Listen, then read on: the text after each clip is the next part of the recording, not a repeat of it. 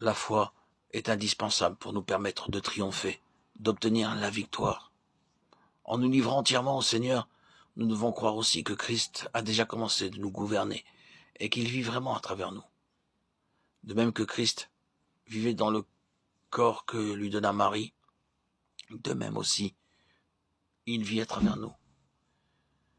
Il vit aujourd'hui sur la terre à travers nous. De la même manière qu'il vécut jadis sur terre dans sa propre chair. Il est vivant dans nos vies. Notre victoire est basée sur la prééminence de Christ et sa seigneurie dans nos vies. L'Ancien Testament relate comment le peuple choisi de Dieu vécut sur la terre. À l'origine, le tabernacle était le centre des 12 tribus. Plus tard, ce fut le temple. Le centre du temple était l'arche. Le tabernacle, le temple et l'arche sont des types de Christ. Aussi longtemps que les enfants d'Israël étaient en relation avec le tabernacle ou le temple, ils étaient victorieux et aucune nation ne pouvait les vaincre. Malgré leur inexpérience dans la guerre, si on les compare à leurs ennemis, les enfants d'Israël ont remporté des victoires sur eux.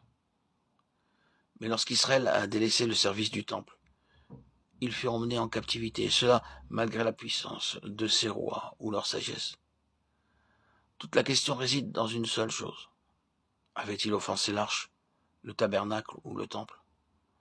Quand le Seigneur avait la prééminence, alors ils étaient victorieux. Il en est de même pour nous aujourd'hui. En demeurant en Christ, notre victoire, nous possédons aussi cette victoire. Mais là où les cheveux de la consécration sont coupés, la victoire ne devient plus notre expérience. Juge 16-17. La victoire devient notre partage à partir du moment où nous accordons à Christ la plus haute position. À moins que Christ n'ait la prééminence dans nos cœurs, nous ne pouvons pas vaincre. Christ a la prééminence dans l'expérience du chrétien. Il faut qu'il croisse et que je diminue. Jean 3,30. Les expériences du chrétien sont de deux sortes, des expériences rafraîchissantes et des expériences amères.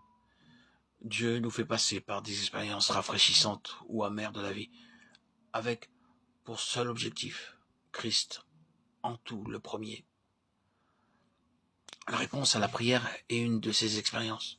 Le Seigneur répondra favorablement à la prière si le but recherché est de donner à Christ la prééminence. Cherchez, premièrement, le royaume de Dieu et sa justice, et le Seigneur agira selon vos besoins. Matthieu 6,33. Demander au nom du Seigneur signifie s'adresser au Père en faveur de son Fils, afin qu'il en soit le bénéficiaire. À la lumière de ce principe, nous affirmons que ceux qui pensent selon la chair ne posséderont jamais la prière du Seigneur. Laissons donc la croix traiter notre chair, pour que nous soyons les intercesseurs du Seigneur, exprimant par la prière la volonté du Seigneur. Nous ne devons pas prier pour satisfaire nos besoins personnels.